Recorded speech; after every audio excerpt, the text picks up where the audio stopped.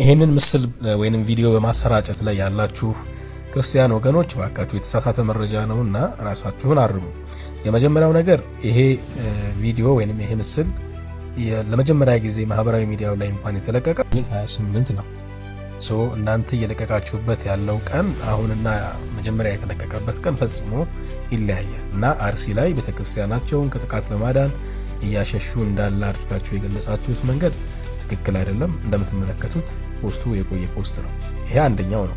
ሁለተኛው ነገር ምስሉንና ቪዲዮውን በመመልከት ብቻ ይሄ ነገር ምን ያክል ስህተት እንደነበረ ማወቅ ትችላላችሁ። ለምሳሌ ምስሉን ተመልከቱ።